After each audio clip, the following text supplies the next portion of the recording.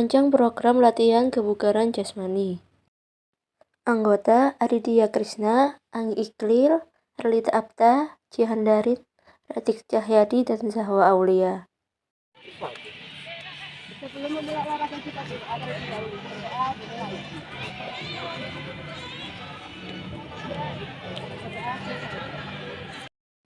Kebugaran jasmani adalah kemampuan seseorang untuk menjalankan aktivitas kehidupan sehari-hari dengan ringan dan mudah tanpa merasakan kelelahan yang berarti.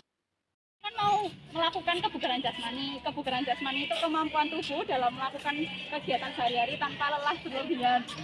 Jadi ini tuh kayak capeknya tuh sebatas wajar gitu lah pokoknya. Jadi kebugaran jasmani itu kan ada 5, daya tahan, kelincahan, daya ledak, kecepatan, sama kekuatan gitu. Jadi nanti kita per anak itu dibagi stase masing-masing biar sama-sama ngerasain semuanya. Merancang program latihan kebugaran jasmani. Faktor penyusun interval training. Intensitas latihan perhitungan denyut nadi maksimal 220 dikurangi usia. Beban latihan, bentuk tuntutan dan rangsangan yang diberikan kepada seseorang dalam latihan yang dapat menimbulkan efek latihan, seperti fisik dan psikis. Lama latihan, minimal dilakukan selama 10-15 menit.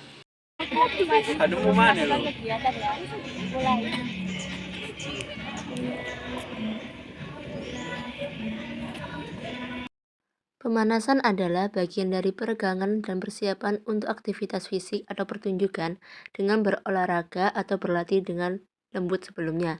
Biasanya dilakukan sebelum pertunjukan atau latihan. Alasan kenapa harus melakukan pemanasan terlebih dahulu sebelum olahraga yaitu membantu meningkatkan suhu tubuh, meningkatkan aliran darah ke jaringan otot, mempersiapkan kinerja sistem jantung dan pembuluh darah, menghindari kram otot dan pegal otot, mengurangi resiko cedera, dan meningkatkan kinerja fisik selama berolahraga.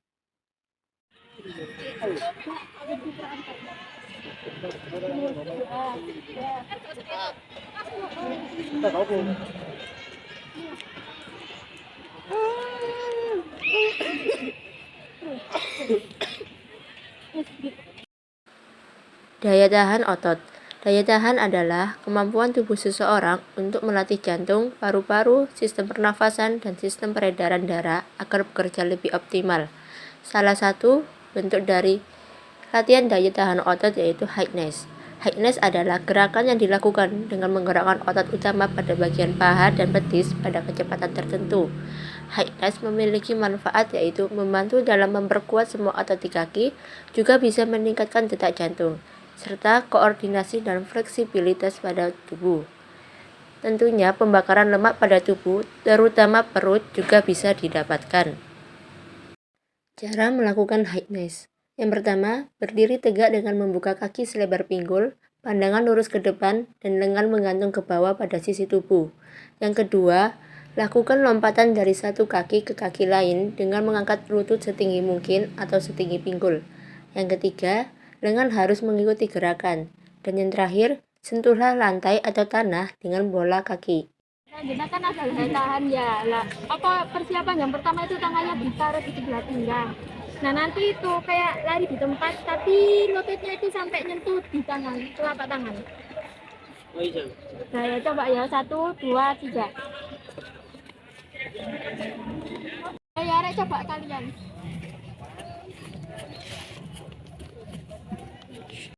Kelincahan atau agility.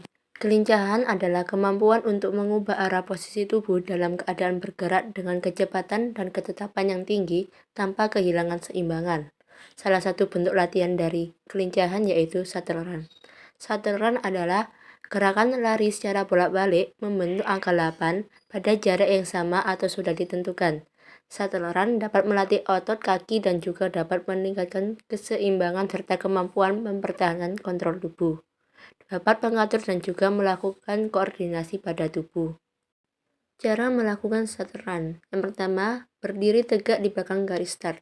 Kedua, letakkan kaki kanan di depan dengan agak ditekuk dan berat badan ditopang ke kaki depan. Ketiga, kedua tangan berada di samping badan dengan agak ditekuk. Keempat, ketika aba-aba ya, segera tolak badan ke depan dengan menggunakan kaki belakang.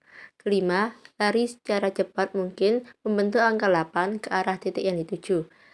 Yang terakhir, ketika kaki sudah menginjakkan garis titik yang dituju, segera balikkan badan dan kembali berlari ke arah tempat semula. Cara coba satu lari angka 8. Dari sini lari terus ke angka yang merah itu tapi ke kiri. Contohnya ya.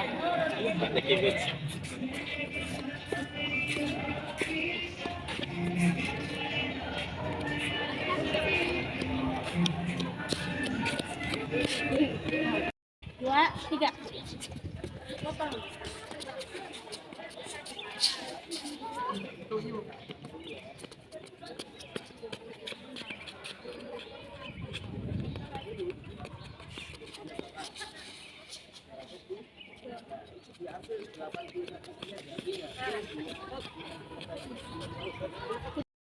Kecepatan atau speed.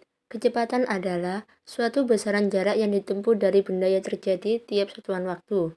Salah satu contoh latihan dari kecepatan yaitu lunges. Latihan kecepatan satu ini efektif sebagai olahraga meningkatkan pergerakan sendi bagian pinggul, pergerakan kaki, dan lutut. Latihan ini juga dapat membantu mengencangkan otot tubuh bagian bawah seperti paha, bokong, dan betis, mirip dengan manfaat dari olahraga boxing. Cara melakukan lunges. Yang pertama, berdiri tegak dengan tubuh bagian atas lurus, bahu rileks, dan dagu dalam posisi terangkat. Yang kedua, posisikan satu kaki ke depan dengan pinggul perlahan-lahan diturunkan sampai kedua lutut. Ditekuk pada sudut 90 derajat. Yang ketiga, pastikan bahwa lutut lainnya tidak menyentuh tanah. Yang keempat, semua berat badan harus dijaga pada tumit dengan lutut yang menerjang tetap sejajar dengan pergelangan kaki. Dan yang terakhir, setelah melangkah ini selesai, ulangi gerakan tersebut. Jadi selanjutnya kan kebugaran jasmani itu ada yang kecepatan. Nah, kecepatan salah satu contohnya itu adalah langges. Jadi caranya itu aku praktekkan ya. Jadi tangannya itu di pinggang. Terus kaki yang satunya maju terus ditekuk sampai 90 derajat. Terus didorong. Terus satunya lagi. Terus didorong. Jadi coba ya sekarang ya. 1 2 3 4 5 6 7 8. Kekuatan atau strength. Kekuatan adalah aktivitas fisik yang dirancang untuk meningkatkan kekuatan otot dan kebugaran dengan melatih otot tertentu agar tahan dari tekanan atau beban yang didapat dari luar. Salah satu bentuk latihan dari kekuatan yaitu push-up. Latihan push-up sangat efektif untuk memperkuat otot dada, lengan, bahu, dan perut. Manfaat lainnya yaitu membantu menurunkan berat badan dan menyeimbangkan kadar gula darah. Cara melakukan push-up. Yang pertama, mulai dengan posisi tengkurap. Pastikan dada dan perut menyentuh lantai. Yang kedua, letakkan telapak tangan menyentuh lantai dan sedikit lebar dari bahu dan lutut.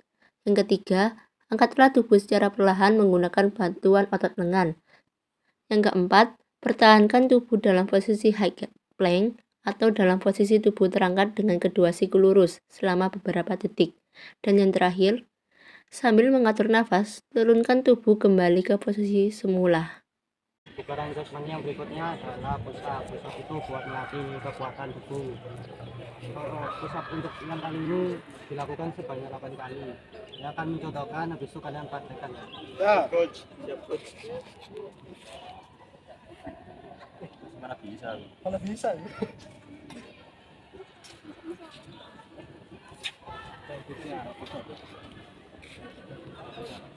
Sudah kalian lakukan push-up. 1, Jun. 2, 3, 4, 5, 6, 7, 8. Sudah. Daya ledak. Daya ledak adalah kemampuan otot atau sekelompok otot seseorang untuk mempergunakan kekuatan maksimal yang dikerahkan dalam waktu yang sependek-pendeknya atau sesingkat-singkatnya. Salah satu contoh latihan dari daya ledak yaitu lompat jongkok. Lompat jongkok merupakan lompat yang dilakukan menggunakan peti lompat dengan posisi badan jongkok pada saat melewati peti lompat. Latihan ini dapat meningkatkan kelenturan tubuh, menguatkan tulang, mengencangkan otot paha depan, paha belakang, gluteus, betis, serta dapat menjaga keseimbangan. Cara melakukan lompat jongkok. Yang pertama, berdiri tegak menghadap ke papan tolak. Yang kedua, larilah menuju ke papan tolak. Yang ketiga, lakukan tolakan tepat di atas papan tolak dengan menggunakan kedua kaki. Yang keempat, tekukkan sedikit kedua kaki untuk mendapatkan tenaga yang pas, lalu tolak kedua kaki ke atas dengan kedua tangan lurus ke atas. Yang kelima, pada saat melayang, posisikan tubuh dengan posisi jongkok. Yang keenam, julurkan kedua kaki ke depan untuk bersiap mendarat. Yang ketujuh, mendaratlah dengan kedua kaki agak diteguk agar tetap seimbang dan kedua tangan masih ke atas. Dan yang terakhir, turunkan kedua tangan sambil menegakkan kaki.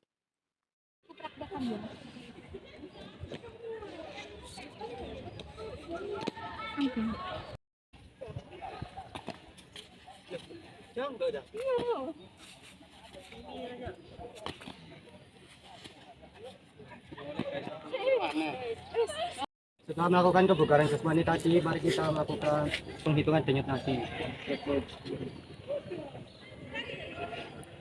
Selesai.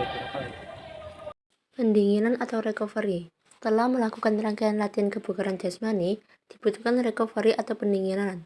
Gerakan pendinginan bermacam-macam. Contoh, yang pertama, dari posisi duduk atau berdiri. Rekatkan kedua tangan dan naikkan ke atas kepala dengan posisi lurus. Gerakan ini memiliki tujuan guna mempertahankan bentuk tulang belakang supaya tetap lurus.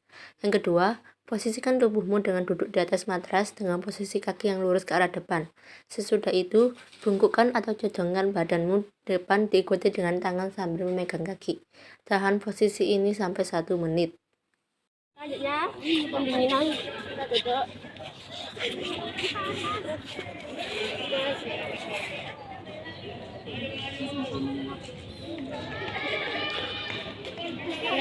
Merancang pola makan terkait kesehatan.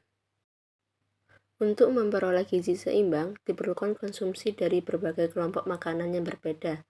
Zat gizi yang dibutuhkan tubuh diantaranya adalah protein, karbohidrat, dan lemak. Zat-zat gizi tersebut diperlukan untuk membangun dan memperbaiki sel-sel tubuh, metabolisme, dan untuk mendapatkan energi. Bukan hanya ketiga zat gizi di atas, tubuh juga perlu mineral dan vitamin untuk pertumbuhan tulang, mengatur cairan tubuh, membantu proses metabolisme, pembentukan sel-sel darah, dan membentuk hormon maupun enzim. Karbohidrat. Dibutuhkan tubuh ini memiliki dua macam jenis, yakni karbohidrat kompleks dan karbohidrat simpleks. Karbohidrat simpleks adalah karbohidrat yang cukup mudah diserap tubuh. Karbohidrat kompleks adalah karbohidrat yang diserap secara perlahan. Dianjurkan lebih banyak mengonsumsi karbohidrat kompleks dibandingkan simpleks. Protein. Makanan yang mengandung lebih banyak protein diantaranya susu, telur, keju, daging, biji-bijian yang masih berkulit ari, kacang tanah, dan kedelai. Lemak. Lemak berguna untuk memproduksi energi dan pertumbuhan, baik badan maupun otak, serta memelihara pergantian jaringan. Lemak dibagi menjadi 3 golongan, yakni asam lemak jenuh, asam lemak tak jenuh tunggal, dan asam lemak tak jenuh ganda.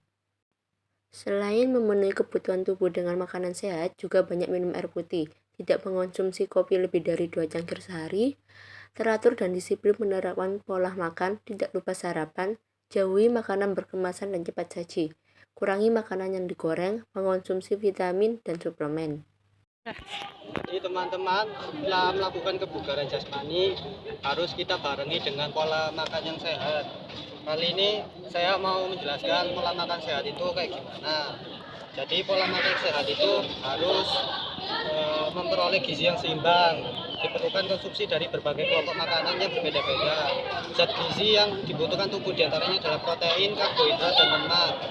Zat-zat gizi tersebut diperlukan untuk membangun dan memperbaiki sel-sel tubuh, metabolisme, dan untuk mendapatkan energi. Setelah ini saya harapkan kalian bisa melakukan kebugaran jasmani dan pola makan yang sehat di rumah.